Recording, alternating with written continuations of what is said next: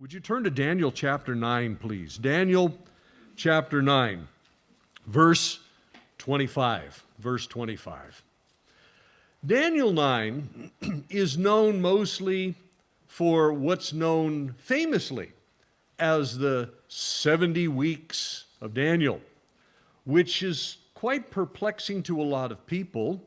That particular statement, the 70 weeks of Daniel, which starts with 7 weeks and 62 weeks and another seventh week, and people just immediately check out. It's like, forget it. Numbers. I don't want to mess with that. For other people that often hear this passage of Scripture, I have heard many times over my life as a Christian and as a pastor, many people say, well, this is beyond our understanding. It was something that was brought by God to those people, and we don't know what it is. The same sort of thing that I have heard, unfortunately, too many times, that the book of Revelation is not for us to understand today. And I know many pastors that just don't want to teach it. And I love those pastors that do. They just dig in, drill deep. It's amazing. This is one of those type of passages where, again, people often say, well, all right, this is confusing. Remember to whom the Bible was written, is written, and is for. It's not written to theologians. It's not written to philosophers. It's not written to intellectuals. It's written to peasants. Every last word of the Bible from Genesis to Revelation. And in most cases, it was written not by scholars, but by ordinary people who God ordained, called, filled, came upon by His Spirit, or however He decided to do it, to make it very clear, this is from Him and it is meant to be understood. The problem that we run into is that we're 21st century people. We're very, very Western. And that means we're very Greek in our thinking. Here we go again, the Greek thing. Ah, yes. But you know, the Bible is a Hebrew book. Even though the New Testament was written in Greek, the Bible is a Hebrew book from Genesis to Revelation, despite the fact that it was written, the New Testament, in Greek.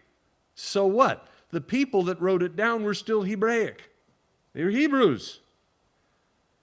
You understand the Bible through a peasant Hebrew brain, and suddenly it makes all the sense in the world. Not that we're perfectly good at this in our modern age, but in the particular case of Daniel, it sure helps. Daniel begins chapter 9 with a mighty prayer that we spent a whole Sunday talking about. A prayer where he is confessing the sins of his people. He's confessing his sins. He's repenting on behalf of his people before God for their sins and for his. He includes himself in this. Daniel isn't Jesus. Daniel's a man like the rest of us. Jesus, yes, God in human form, without that sinful nature, born of a virgin and all, that helped. My goodness. But Daniel is a sinner. Jesus never sinned. Daniel did.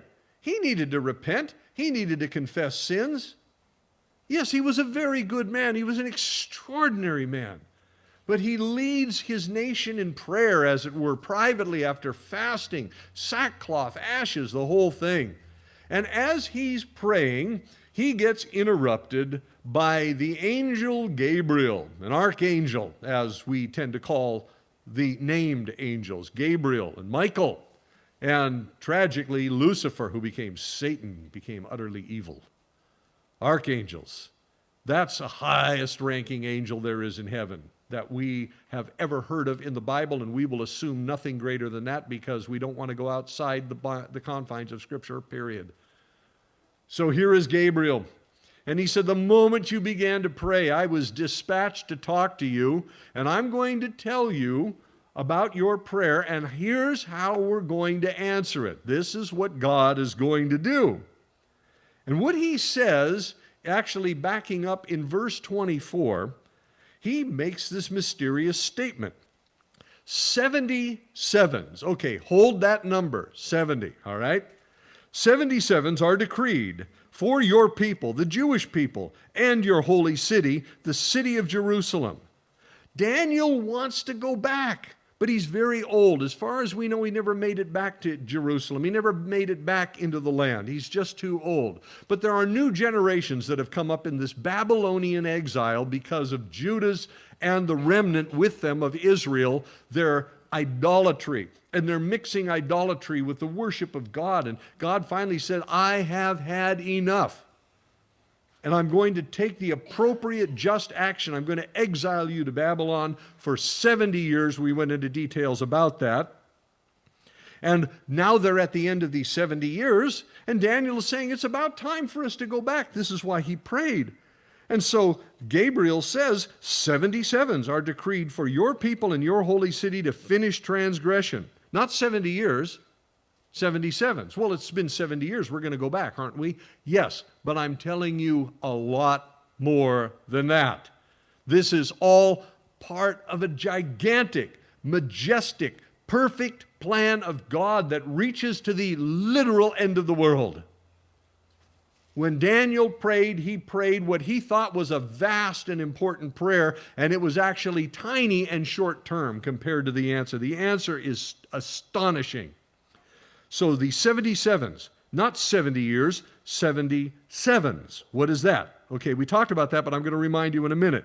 Are decreed for your people, the Jews, your holy city, Jerusalem, to finish transgression, put an end to sin, atone for wickedness, bring in everlasting righteousness, to seal up vision and prophecy, and to anoint the most holy. We spent all week last week talking about that. And that, for me, is the epic climax of the entire story. This is why we love Bible prophecy, end times prophecy. Not because it's fascinating, because the end is supreme, sublime. It's beyond words in the English language to begin to describe that which God is going to institute through Jesus Christ's return to this earth, and what he will do and what will happen as a result of God's promises. Fantastic. I'm sorry, it gets me real excited talking about this, because this is why I love prophecy. It's not prophecy itself. Prophecy isn't an end unto itself when you talk about the prophecy in the Bible. It's pointing at something. It's pointing to the return of God in human flesh, Jesus Messiah, to the earth to rule and reign for 1,000 years until we're done with the earth. And then he creates a new heaven and a new earth that's perfect and not subject to the fall, not subject to sin. I mean, I could go on and on. It's so wonderful. I love it. Gabriel takes Daniel to the point when the Messiah returns, and that's what he's going to do. And I refer you back to last week's message to get all the details on that. But he starts it off with these 77s. Now, to catch us up on the 77s, if you don't know what that is, it's really easy for a Hebrew to understand. Our calendar is broken down into decades. You know what a decade is? It's 10 years. And every 10 years we add a number, and it was 2000, then it was 2010, now it's 2021, here we are. We had decades. They didn't. They counted in things called heptads. Now, if that confuses you, just they think of it like a decade, except it's not 10 years, it's 7 years. They thought in chunks of 7 years.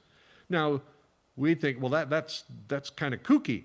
Well, back then, it was normal. They didn't do decades back then. They did heptads.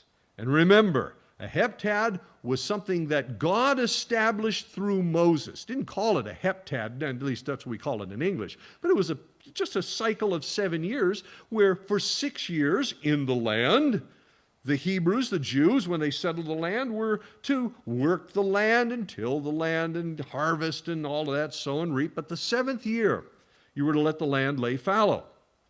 And then after that 7th year, you let the land rest like a Sabbath for the land, except it wasn't 7 days, it was 7 years. And then you have a year-long Sabbath for the land.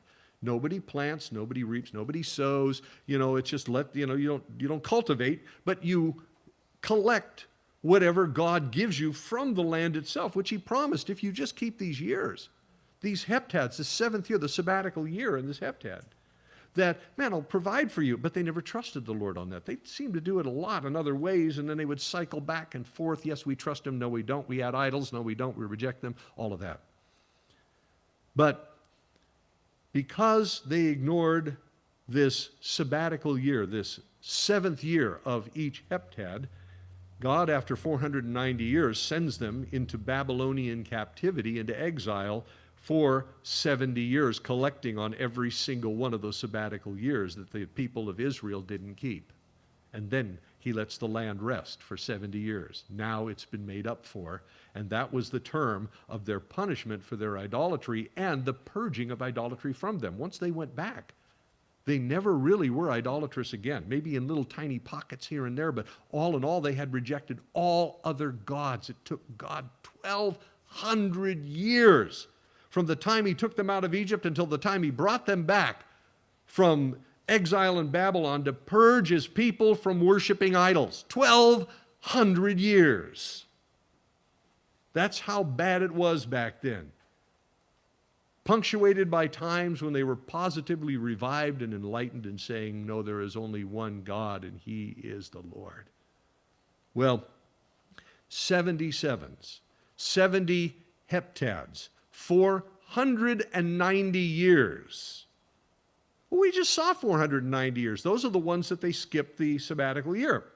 Now he says, God, speaking through Gabriel, gave them the message, says 490 years, and the Messiah will be back, and he's going to rule and reign, and all of these wonderful things are going to happen. 490 years. That sounds good.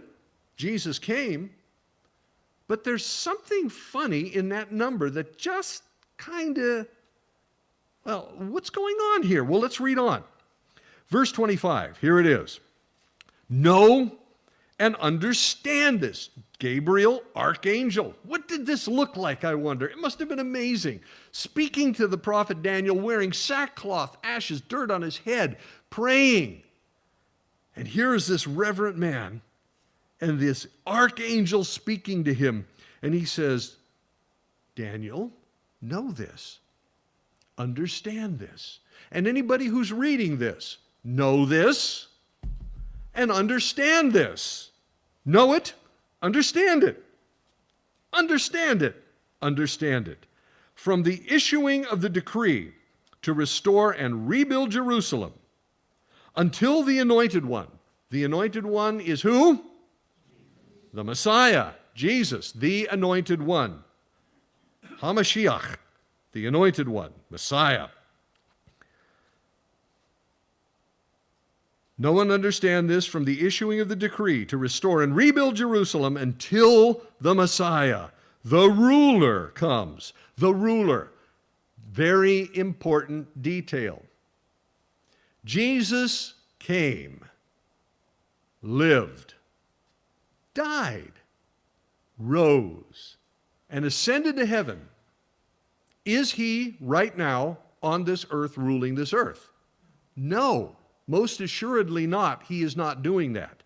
But he also said he will someday. Prophecy in the Bible says he will someday. The climax of the book of Revelation, he will someday. But this is the Messiah. He comes and he will rule at the end of what? At the end of 70 heptads. Are you confused? I hope not. At the end of 490 years, he's going to come, and he's going to rule, and he's going to reign on the earth. Is he doing that right now? No. Now, some people say, well, spiritually, he is. Physically, he is not. I'll give you that.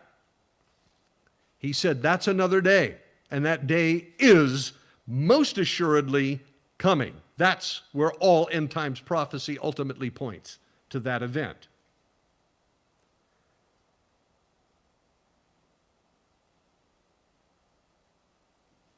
The anointed one, the ruler, he's coming. There will be, when he comes, 77s, 49 years. 62 sevens, 434 years. Well, that adds up to 483 years. No, you didn't come here for a math lesson, but if you happen to know that 77s is 490 years, we're missing 1 7. This is not troublesome to Daniel. This isn't troublesome to a peasant, because this is a revelation. It's a revealing of when the Messiah will come. Now, are we talking about the day and the hour? Absolutely not. If Jesus doesn't know the day and the hour of his return, we certainly don't know. And anybody who claims to know that is, at the very least, a false teacher, if not a false prophet. Run the other way. Lightning bolts can be very wide. But there is something fascinating going on in this. It will be, what will be? Jerusalem, the temple. It will be rebuilt with streets and a trench, because it's in rubble right now, but in times of trouble. Daniel wants to know, when are we going to get back to Jerusalem? Jerusalem is destroyed. It's laid waste. It's been laying in rubble, in ruins, for almost 70 years now. The temple in the same condition, in ruins, rubble, for 70 years. But Gabriel says it will be rebuilt with streets and a trench, so it's going to be rebuilt, cleaned up with streets. In other words, not rubble that you're going to climb over. It's going to have streets. It'll be cleaned up. A trench, that's a defensive fortification. So it will be a fortified city once again with a wall, but there would be a trench outside that wall. That's a fortification type of a thing. They would understand it thoroughly. To us, unless you've seen one of these, well, you know, but there it is. But in times of trouble, after 62 sevens, the anointed one will be cut off. After 62 sevens, 434 years, plus 49 years, the Messiah is going to be cut off. And will have nothing. The people of the ruler to come, who's that? Will destroy the city and the sanctuary. Whoa, again? The end will come like a flood. The end, that's not the end. No, there's something else. War will continue until the end, and desolations have been decreed. In other words, it's going to be really, really bad. He will confirm a covenant with many for 1 7. Here's your last 7. In the middle of that 7, 3.5 years into it, he will put an end to sacrifice. Wait, I thought you said the city and the temple were going to be destroyed. They will be, but it's going to be rebuilt. It will be.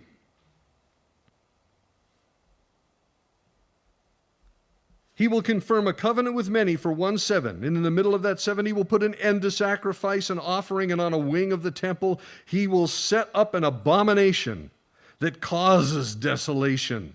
In other words, it brings in the wrath of God that really just destroys the world at that time, until the end is decreed that is poured out on him. Who him? This person is the Antichrist. Let's cut to the chase, but let's detail this out a little bit. So here's Gabriel, back in verse 25. He tells Daniel that 77s would begin with the issuing of a decree to restore and rebuild Jerusalem. This decree to restore and rebuild Jerusalem is the fourth of a series of extremely important decrees that came from the kings of the Medes and the Persians in order to put the Jews back in their land. What's the deal with the decree? It's important to them. It tells them they can go home. It tells them that they can go home and rebuild the walls. It tells them they can go back and rebuild the temple, and that they can go back at all. The first decree that happened in those days was by a king who we're going to be talking more about when we get into the next chapter, whose name was Cyrus, Cyrus the Persian.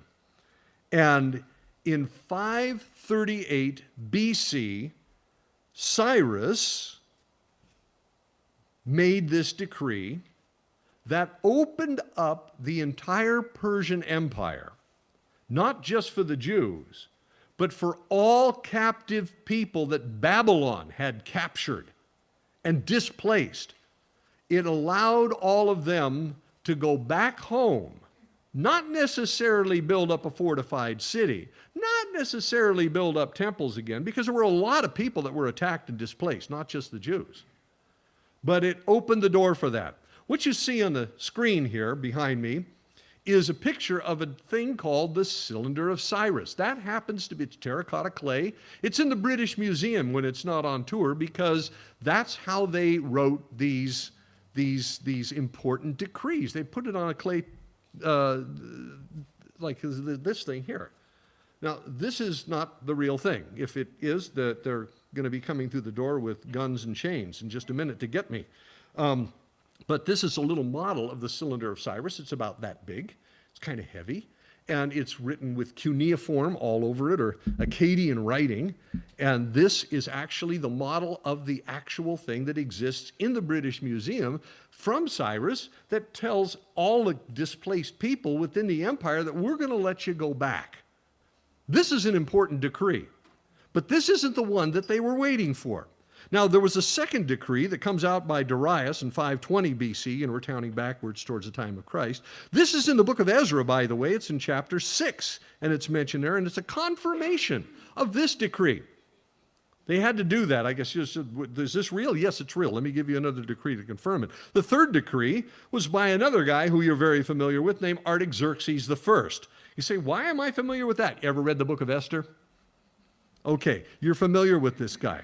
So, Nehemiah, actually, let's talk about him. But the third decree was 457 BC. It's in Ezra. It's in chapter 7. And it had to do with, of all things that you're really interested in, the finances of animal sacrifices at the temple. No, we're not talking about that. Okay, so we'll skip that part. But it wasn't about the rebuilding. But the fourth decree, also by Artaxerxes, was issued on, and this is important, March 5th, 444 BC. How do we know that? Because these were such careful records that historians, archaeologists, other people that are good at these sorts of things, they can actually count back and find the dates. Now, they didn't date it like that. They didn't say 444 BC. It was something else. But you can calculate these dates and how that they're actually marked. So we know the date. So what? This is very, very important. March 5th, 444 BC, Nehemiah talks about it in chapter 2. Artaxerxes granted permission to the Jews who have now returned to the land because of Cyrus's declaration to rebuild Jerusalem's walls. That's what Nehemiah did. In the meantime, Ezra's already been back in the land, and he's supposed to have been building the temple. But they start building it, and they decide, well, wait a second, we're getting rained on. We got to build our own houses. God said, build the temple first. They let the temple go. And it sat there in ruins until he's rebuked by a prophet and said, build the temple, get it done. And they did. But now Jerusalem, the mighty city, is now a holy city. There's a temple in it, but it's wide open to attack. And during this time, you have all kinds of really bad people talked about in the book of Nehemiah. You'll have to read that one on your own. And Nehemiah goes in and finds that authority in the city and all kinds of important places have been usurped by some very wicked people, and there were some even bad people living in the temple itself. Nehemiah decided, we needed to build these walls a long time ago. Now I've got permission to do it. I have written permission from the king, from Artaxerxes, and he scouts it out, and they rebuild the walls of Jerusalem in world record time, including on the outside of the walls, a trench. A trench is like a moat. A moat that's not filled with water, it's a dry moat. But in order to attack a city wall, you have to go down into the moat, come up out of the moat, and then go into the wall. It slows the charge, and they can hit you with anything they've got from those walls. It's a very, very strategic, very important device that has been used all the way up until, late medieval times, until gunpowder came along. Now, that decree, go back, build the walls. The temple has already been rebuilt. Remember, the city's been vulnerable. Nehemiah goes in and sets it all straight. That is the beginning. The decree that was announced in verse 25. No one understand this from the issuing of the decree to restore and rebuild Jerusalem until the Messiah. This happens during a period of 49 years. Ezra goes back. The walls are eventually rebuilt.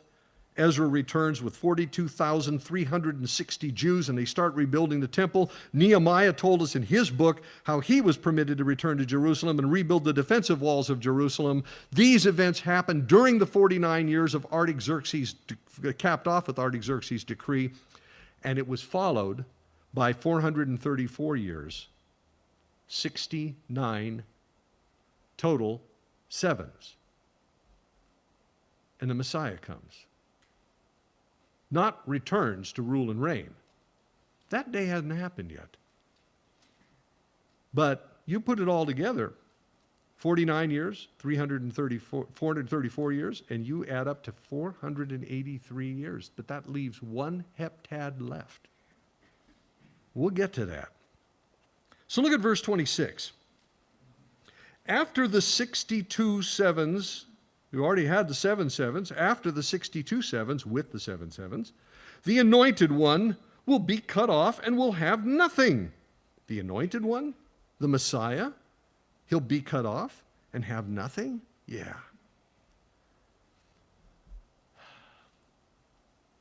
"483 years from the issuing forth of that decree until Jesus comes on the scene. The people of Jesus' day, especially the theologians, especially people like the Pharisees, especially people like the Sadducees, even though the Sadducees were naturalists, they were the closest thing to secular Jews you had in those days. They all knew the Messiah was going to come somewhere around that time. How do we know this? Here come the Magi. You know, Christmas. And these wise men show up at Herod's palace, King Herod the Great. And in the palace, they're seeking a king, and they ask Herod, "We understand he's here, we've come to worship him." The king immediately consults with the religious leaders. The religious leaders tell him what? Well, it's supposed to happen somewhere around this time. How did they know that? They have the book of Daniel. They know these numbers. It's not hard to calculate. Specifically, do they know the date? No. But they know approximately when it's supposed to happen. And right now, for them, was close enough. And this is what troubled Herod, because Herod, even though he practiced as a Jew, was a Roman at heart and an Edomian, think Edomite, or the descendants of Esau, who never got along with Jacob, Israel. So he's not happy about this at all. Plus, he loves his power. He loves his crown. Jesus said over in Matthew 24, you don't have to turn there, but if you're taking notes, please note it. He tells his disciples as he's talking about the end and when he comes to rule and reign, "So if anyone tells you, disciples, there he is, out in the desert, do not go out. Or here he is in the inner rooms, do not believe it. Who? The Messiah. There were a lot of people before the time of Jesus, after the time of Jesus, and, frankly, since the time of Jesus, who have declared themselves messiahs. Most of the time they were political. Much of the time they were military. But Jesus comes along and he says, I am the Messiah. And you need to know that there are going to be a lot of people that say they are, but they aren't. How do we know they aren't? Well, there's a lot of different reasons, but one of the big reasons is the timing. Timing is everything.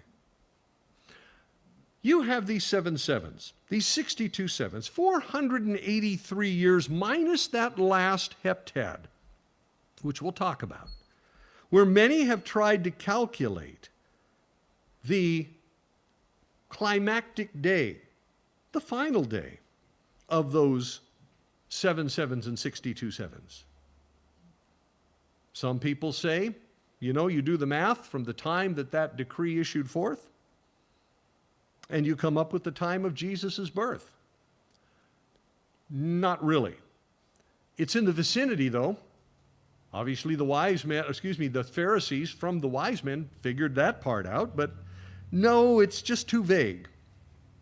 Others suggest that sort of that end moment, or the climactic moment of that 483 years was Jesus' baptism. That really doesn't work either. It's too nonspecific. Along comes another guy who is very interesting. And please, take his information with a bit of a grain of salt, because when you start calculating calendars going that far back, days do get adjusted, and there's nothing anybody can do about it, and they're hard to spot. But a fellow named Robert Anderson, in a book called The Coming Prince, calculated in detail using a Babylonian calendar. These 7 sevens and 62 sevens, these 7-year heptads and all of that, we calculate our calendars based on a 365-day and a quarter year. And every 4 years we have a leap year to make up for that quarter of a year, because the earth spins funny on its axis, and that's the way it works out, going once around the sun. The Babylonians had established a calendar that had a 360-day year. Not 365 and a quarter, a 360-day year. But they found that if you keep this 360-day year, every so often you have to add what they call a leap century, which wasn't adding 100 years. It was just adding a certain number of years to correct the calendar, because it does end up being off. You probably don't care about this, but let me just tell you real quick. I've done all these tours to Israel. And in the beginning of doing these tours, since 1994, when I started doing them with a fellow who many of you know and are friends with, Gail Irwin, we had a running joke that every time we scheduled a tour, because we did all these tours together, a dozen tours, that we happened to schedule it just a little further away to try and get away from this Muslim holiday, Ramadan, which lasts for a month. And Ramadan was a big inconvenience to our tours, because Jerusalem got really, really crowded with all these Muslim pilgrims coming in to pray on the Temple Mount. I mean, we're talking like 350 to 400,000 of them during that time. That's a big influx of people coming into this little area. So we kept moving our dates, and every time Ramadan tracked with us. Turns out that the Muslim holy cycle of years and the holy cycle of days runs with the 360-day calendar. So it shifts every year. It doesn't stay in the same spot like we would keep Christmas or something else. It moves, and it moves through the year. That's the problem that they had, so they corrected it with things like leap centuries. And this guy, Robert Anderson, goes into all those details. He did very careful calculations.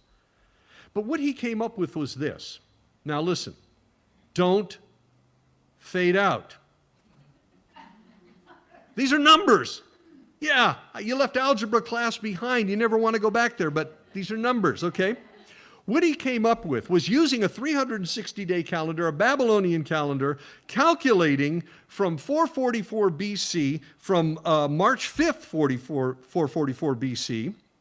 He said, you add up the numbers, you keep a Babylonian calendar, ignore the Gregorian calendar, even the Julian stuff, the stuff that all these other emperors and popes tried to come up with and change the calendar. So you got to ignore all of that, and you go back, and you come up with, the number he came up with is 173,880 days from the decree to March 30th, 33 AD. Now, if he calculated this right, and the calendar looks right, and this is where you got to say, take it with a grain of salt, that March 30th, 33 AD was a Sunday morning at the beginning of Passover, when Jesus got on a donkey and publicly disclosed himself as the Messiah. To the day, to the exact day. If this man is right, it's the most extraordinary prophecy in the Bible, because it tells us of the first coming of Jesus, not when he was born, but when he openly declared himself the Messiah. And I say if, because there are a lot of arguments that people make against it, but not one of them has really stuck. It's like a Teflon type of a prophecy or prediction that this guy analyzed. It's amazing. Jesus had constantly, if you remember, told his disciples again and again, don't tell anyone that I'm the Messiah. When they guessed, or even when Peter was told, openly say it, you're the Messiah, you're the Son of the living God, 6 months before Jesus' crucifixion. Jesus still told them, keep this under your hat. But on Palm Sunday, it was all out in the open. That was the day. And remember, as we talked about last week, the Anointed One. He is anointed by God as the Messiah. But remember, in those very interesting token ways, the night before, for instance, that was the night when Mary of Bethany anointed his feet with that very expensive perfume. And unless Jesus took a shower that morning, which I most assuredly know you could guess he probably didn't, when he got on that donkey, he smelled anointed. He's just blooming with this rich perfume as he's on the back of that donkey. Well, that's the end of the 62 sevens with the 77, with the 7 sevens at the beginning of it, those heptads, those weeks of years, the triumphal entry. And later that week, Jesus went to the cross and he was cut off. Cut off from what? From ruling and reigning. Cut off. Cut off by taking the burden of the world's sin, past, present, and future, on him, on that cross, so that all who would could be saved. All who would come would be saved. That happened at that end of that week. But if you remember, now listen, you go back into the Gospels, and you hear all the people talking, and even the disciples talking, and we mentioned this so many times, that they have presumed upon Jesus continuously that he was going to take up the sword and run the Romans out and assume the throne of David on Mount Zion and be their Messiah. Even his own disciples, until the day of Pentecost, didn't understand that. Remember, as Jesus is about to ascend into heaven on the Mount of Olives, I mean, he's right there. And the disciples ask him one final question. Are you going to establish the kingdom now? And without a word, he ascends into heaven, and an angel tells him, says, you just stay in Jerusalem. They still thought he was going to take up the sword. Jesus said, that's another day. And he kept telling them that. And as I said, when the Holy Spirit comes upon them at Pentecost, then they understood. God framed it all up for them that there is a break between the 69 sevens and the 70th seven. when the Messiah at the end of that will come to rule and reign, because he hasn't done that yet.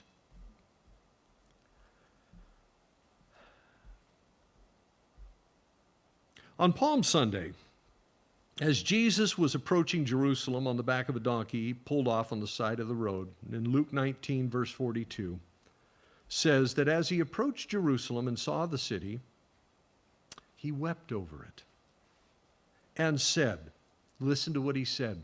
Listen, if you, even you, who? Jerusalem, the Jews, had only known on this day what would bring you peace. But now it is hidden from your eyes. You rejected the idea. You rejected the prophecy. The days will come upon you when your enemies will build an embankment against you and encircle you and hem you in on every side. They will dash you to the ground, and the children within your walls. And they will not leave one stone on another, because you did not recognize the time of God's coming to you, which establishes Daniel's prophecy as very likely Robert Anderson's calculations exactly, because Jesus even recognized it in Luke. So the 7 sevens, 49 years, 62 sevens, 434 years, ran consecutively, no time between them. 483 years from March 5th, 444 BC to March 30th, 33 AD. And now, the church age. Here we are. Jesus died. He was cut off, just like the prophecy we read. And then he rose from the dead, and he ascended back to his Father in heaven, where he said, I will return the same way that I came. But not yet. When? Jesus even said, I don't even know. Only my Father knows. So there is this gap, an indefinite gap, between the 69th heptad and the 70th heptad. Well, what about that 70th heptad? What's this all about? Well, look at 26, verse 26, where the latter half of the verse, where it says, the people of the ruler who will come will destroy the city and the sanctuary, and then the end will come like a flood. War will continue until the end, and desolations have been decreed. Something happens. Jerusalem and the temple. Gabriel tells Daniel, you know how it's destroyed right now? It's going to get destroyed again. Jerusalem's going to be destroyed. The temple's going to be destroyed. And it was. 70 AD, Jerusalem is destroyed. 70 AD, the temple is burned. Even though it was stone, it was supported by huge wooden beams, and it burned. It was taken apart one stone at a time to get the enormous amount of gold out from in between all the stones by the Romans. They dismantled the whole thing, and the Temple Mount, other than pagan temples being put up on the Temple Mount, especially by Hadrian, who put a temple of Zeus up there many years later, has been barren, even a garbage dump for a long time. But who is this? Who is this? That the people of the ruler who will come. Who are the people? Who's the ruler who will come? Who will destroy the city and the sanctuary? Are they Caesar's armies? Is the ruler to come Caesar? No. But prophecies that we can't even go into, but especially in the book of Revelation, tells us that the Antichrist will be like Caesar, but worse, far worse. And this ruler to come, his people. Well, who's that? Whoever he rules over. Namely, the Gentiles during the time of the Gentiles. We live in that right now. Who's the ruler? Daniel's already been told. You've already been told. If you missed it, go back. When we're in Daniel chapter 7, you can see it on YouTube. You can listen to it on our website. In chapter 7, verse 8, along comes a ruler who is described as a little horn, devious and evil, a usurper who emerges in person during the final 7 years. Like someone we've already talked about, and we'll talk about again when we get into chapter 10, a fellow named Antiochus-iv or Antiochus Epiphanes. He was a Greek. He was a Seleucid. So what? The Bible says, prophecy tells us that the Antichrist, you want to know what he's going to be like? Look at him. And in Daniel's time, he hadn't even come yet. He was still hundreds of years away. So it was a prophecy about a bad guy that was a living prophecy about a worse guy. The Bible is very thorough. God wants us to know. And then, of course, if you go into the book of Revelation, the ruler to come is going to be like a particular Caesar that during the time of John was Nero, and after that, during the time of Revelation, another guy who was even crazier than Nero but didn't rule quite as long or quite as bad. The people of the ruler to come, the Gentiles of the West, will destroy Jerusalem. When does that happen? Not yet. It's going to get destroyed again? Yeah, it's going to happen again. Well, in 70 AD, when the Romans were done with Jerusalem, they had no temple. Jerusalem was given over to the Gentiles. They were forbidden to come in many times. Eventually, the Gentiles took over the city, turned it into a Roman city. And there was constant antagonism against the Jews, persecution, war on the Jewish people, as it were, and they had no temple. Temple was gone. And the big problem among the Jewish people is, what now do we do about our sins? Jewish writers, much later on, Hellenized Jewish writers, came up with a thing called the Talmud, variations on that, to come up with a whole new theology as to how do we atone for our sins without having temple sacrifices. But to this very day and throughout the ages since the temple was fallen, the Jews' biggest problem is, what do we do without the sacrifices? We want the sacrifices again. So look at verse 27. He who, this is that little horn. This is that Antichrist. Even though it doesn't use that term to describe him here, remember, chapter 8, chapter 7, very, very clear who the he is. It's the Antichrist. It's this wicked, wicked individual who is the anti-Messiah, as it were. He will confirm a covenant with many. Many who? The Antichrist is going to make a covenant with the Jews and many, meaning many nations, the rest of the world.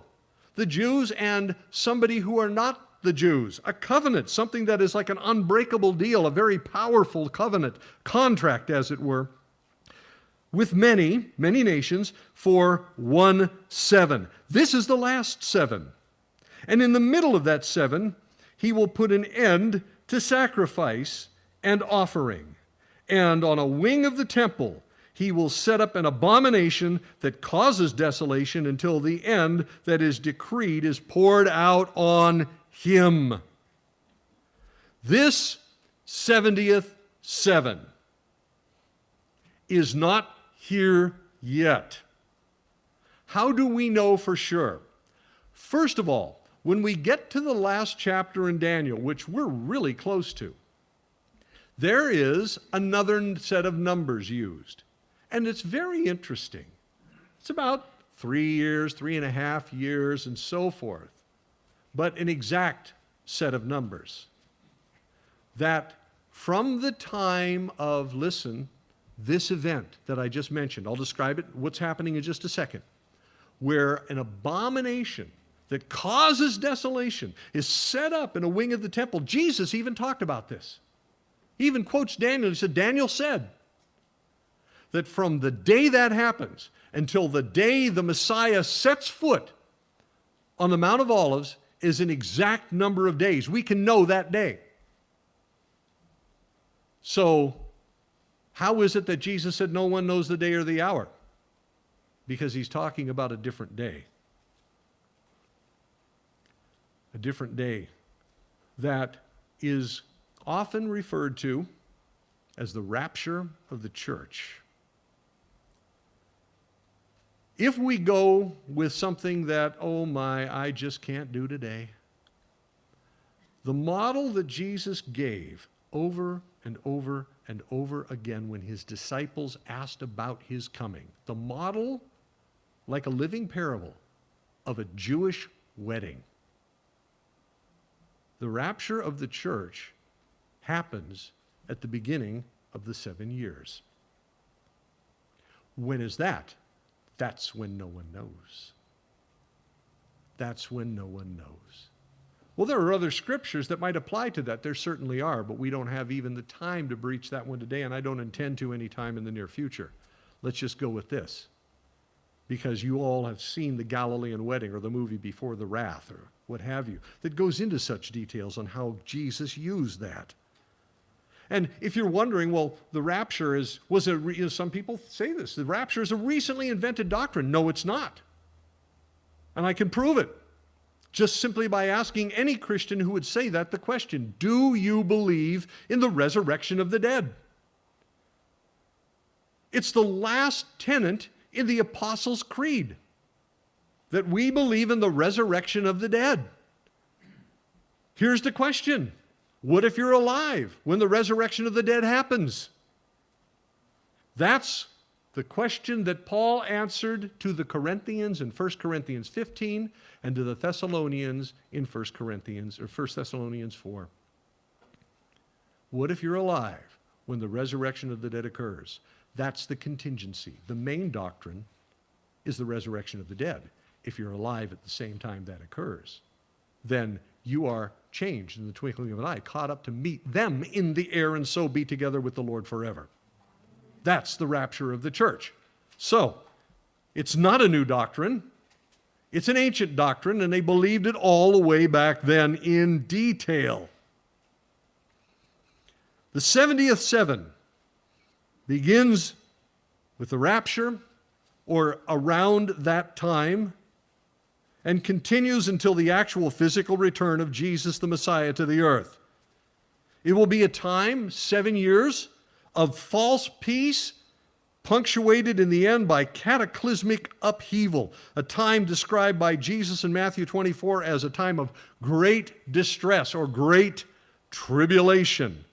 But the one towering event that will mark the beginning of this 7-year period is the confirming of a covenant, or will happen during the first 3.5 years of this 7-year period, a confirming of a covenant made by this Antichrist person with many, the Jews and the Gentile nations, Israel and the Gentile nations, to begin the sacrifices again. To begin them again. That means the Levitical system is going to be put back in place. You're going to have priests. You're going to have an altar. You're going to have cleansing bases. You're going to have a temple. And you're going to need one. And in fact, here in Daniel and also in Revelation, it says that the abomination that causes desolation will be set up in a wing of the temple. And the Jews refuse to have their temple put anywhere except where it used to be. Now, let me show you something on this. Let's see if I can get this to work. There we go. Jerusalem. There you go. Beautiful picture. What you're looking at there is the southeast corner of the Temple Mount. That blue building with the gold dome, presumably, is where the original temple sat. It could have been there. It could have been slightly to the south. It could have been slightly to the north, and more likely was slightly to the north. I'll explain in just a second. There is a movement afoot that is completely in error about the location of the temple, saying, well, the temple could never be rebuilt on the Temple Mount because it's a Muslim holy site, the third holiest site in all Islam. It can't be there. Therefore, the temple was originally down in the city of David to the left off the picture down that hill. That defies all history, all eyewitness accounts, every description of every possibility that was there, including little contingencies like, well, they didn't have enough water, because this group of people will say that the actual Temple Mount was in fact the Antonia fortress. The temple was much smaller and below it. And they say because of water. You needed lots of water. Well, how much water do you need to operate a temple versus a legion of 6,000 troops plus 1,000 cavalry plus all the support people? You see, the argument just begins to dissolve. The temple was on that platform that was built there by Herod the Great. Prior to that, that blue building is built over bedrock. And that was the highest point on that part of the Ophel Ridge, also known as Mount Moriah. Here's a little diagram of the temples. You see to the lower left, that's the tabernacle. Above that, that's a sort of a depiction of what they think Solomon's temple would have looked like. Again, not much bigger than the building we're in right now. It wasn't huge. The temple to the right in the middle upper section there in black and white is what they think that Zerubbabel's temple looked like. He's the one that actually finished the project under Ezra, and that would be the rebuilt temple after they returned from the exile. And the one to the right is a model of the temple that Herod built, which was gigantic, 16 stories tall. It was a huge structure. And it would have been somewhere on that platform. This is broader, but there it is, the gold dome building there marking where the Jews believed that the actual temple stood. And the Holy of Holies is on the rock that's underneath that dome, where the Muslims say that in his night vision that he had a dream that Muhammad had. That's where he ascended into heaven on his horse, that named Barak, that had a woman's face and long flowing hair. So, strange dream. This is what the temple looked like. From there, that picture to this picture, kind of the same view. In the time of Jesus, at the time the temple was destroyed by the Romans, this is what it looked like. Up in the upper right-hand corner, the Antonia fortress that would have had not a legion, but a cohort of soldiers, and it would be largely a barracks. There's the temple right in the middle, and Solomon's colonnade to the left, that long building with the red tile roof. The corner from the top of that red tile roof to the bottom of the Kidron Valley down below where it touches the dirt, 280 feet. It's huge, 28 stories. This thing was monstrous, 37 acres in size. This is another view of what they think it looked like in the time of Jesus. Again, a computer depiction of it. You can see a bridge going across to the eastern gate. There are coins that you can see where you look through the gate, it depicts the temple as if you are standing on that bridge looking through the eastern gate known as the Golden Gate. Golden Gate was called that because that's where a king would go through the Golden Gate. It was golden because it was for royalty, as it were. That was for the Messiah. It was intended for the Messiah, ultimately. And then through the Beautiful Gate, which is the first gate of that rectangular enclosure. And then through another gate that was further in, and then right into the temple. If they had opened everything up, you could have looked straight into the Holy of Holies if they had ever done such a thing. Here's what it looks like today. That's an aerial view.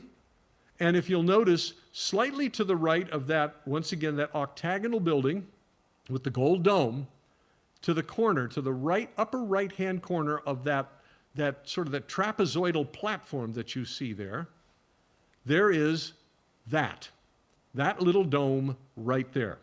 That place is known as the Dome of the Spirits. The Muslims call it that for some unknown reason, also known as the Dome of the Tablets. Underneath it is an octagonal piece of bedrock that is 6 feet higher in elevation than the rock underneath that gold dome. The Holy of Holies in Jerusalem at the time of Herod the Great and during Solomon's temple was built on the highest point on that platform. It has been studied extensively, and there is a very real possibility. Nobody can prove it without excavating. You start excavating up there, you start World War III. You can't do it.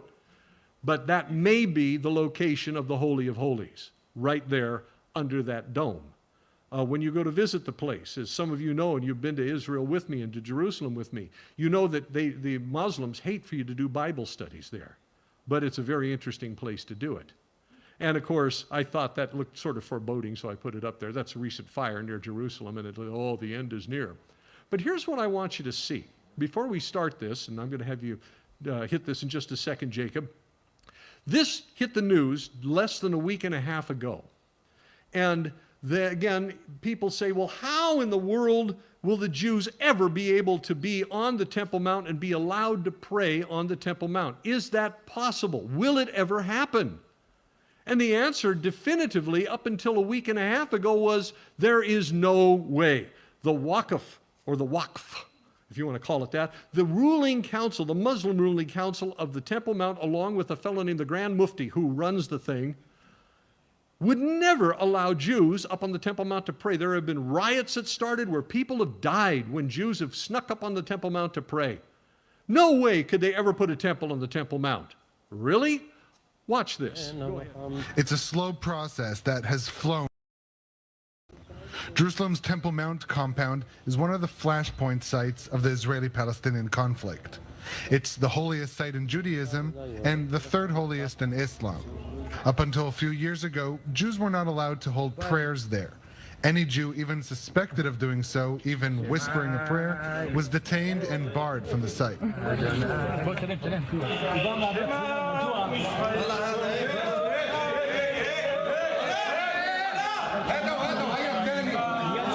Even a line from the Old Testament has led to the removal of a tour guide from the Temple Mount, after the line was part of his explanation. What happened? But now there's a new reality there. The new arrangement is supervised by the Israeli police and the Waqf, the Islamic religious trust that manages the Al-Aqsa Mosque at the site. The Waqf documents these prayers religiously. It's the result of two processes: the growing number of Jews visiting Temple Mount, as many as 35,000 did so last year, and it led to discussions between Jewish activists and the police that resulted in a management for the Temple Mount. The second process is the upgrading of the entrance area. For years, we visited Temple Mount crying and degraded. The feeling was that no matter what, when a Jew visits Temple Mount, he is harassed. Thank God, there are big changes. At the entrance to Temple Mount, no more lines. But even so, the freedom to pray is still limited for Jews, who are instructed to avoid any prayers when entering. For those praying, the new situation is a blessing. Others see it as a step to the final goal. Unfortunately, this is still not the Jewish prayer accustomed in a temple. This is a discreet prayer that many times is being interrupted because the Jewish worshippers are moving more than allowed or praying too loud. Thank God for what we have, but there is still a long way to go. The Temple Mount is a sensitive site for both the Jewish and Muslim religions. Jews and Muslims are praying a few feet from each other, marking a small change on the road to better coexistence. Mind blown. And according to Daniel, the Antichrist is going to step in and be the ultimate peacemaker in this world by making the peace between the Jews, the Muslims, and the rest of the world. This is the step towards the building of the temple, the third temple in Jerusalem, as prophesied here in Daniel, as talked about by Jesus, as prophesied in the book of Revelation, that will happen during the tribulation. How close are we, folks? This has never happened. This has never happened. And it's happening now. And the goal, what is our goal? They wouldn't say it because they could get in big trouble for it. We want our temple. And when the Antichrist steps in, he's going to make a covenant where we can put the temple back up is what they want, and we can start, the Jews would say, our sacrifices once again, worshiping in the temple, praying on the Temple Mount. And then at one point, this fellow is going to be hailed as a god, as a Messiah. Who but someone at that caliber could actually pull off a miracle like that, where this Temple Mount is a flashpoint of the world? World could go to war over that one little 37-acre piece of property. And suddenly, the Jews are praying in earshot of the Muslims who are also praying up there. unheard of. But as it says here, that in the middle of that last 7, the Antichrist will then set up an image of himself, the false prophet who is like Elijah from hell, will cause people to worship that image in the temple. And at that moment, as Jesus said to all the Jews, Matthew 24, run for the hills. Don't stop to get your coat, don't get your cloak, nothing. Get out as fast as you can. The wrath of God is coming for the last 3.5 years of Daniel's last 70, Daniel's last 7. That's the importance of all of these 7s. It's an extraordinary thing. When you see standing in the holy place the abomination that causes desolation spoken through the prophet Daniel, let the reader understand. Let those who are in Judea flee to the mountains, and let none on the roof of his house go down to take anything out of the house. Let no one in the field go back to get his cloak. How dreadful it will be in those days for pregnant women and nursing mothers. Pray that your flight, your evacuation will not take place in winter or on the Sabbath, for then there will be great distress, great tribulation, unequaled from the beginning of the world until now, and never to be equaled again. If those days had not been cut short, no one would survive. But for the sake of the elect, the Jews, those days will be shortened. At that time, if anyone says to you, look, here is the Christ, or there he is, do not believe it, for false Christs and false prophets will appear and perform great signs and miracles and deceive even the elect, if that were possible. See, I have told you ahead of time, says the Lord Jesus Christ. That is so amazing. And this now desolations, the wrath of God in the second half of that last 7 is decreed until the end that is poured out upon who? The Antichrist.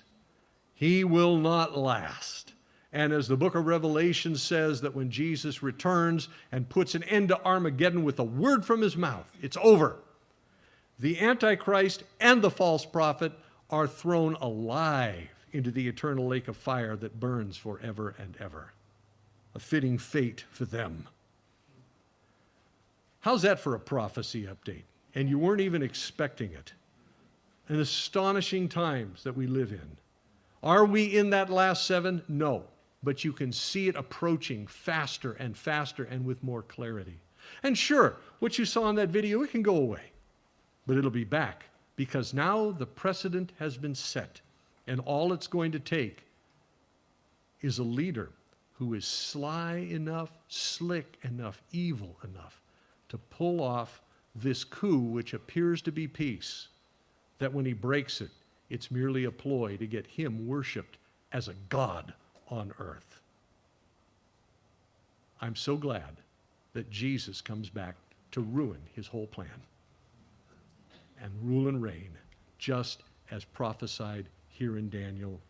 Here, 77s are decreed for your people and your holy city to finish transgression, put an end to sin, atone for wickedness, to bring in everlasting righteousness, to seal up vision and prophecy, and to anoint the most holy, this time as King and Lord. Awesome.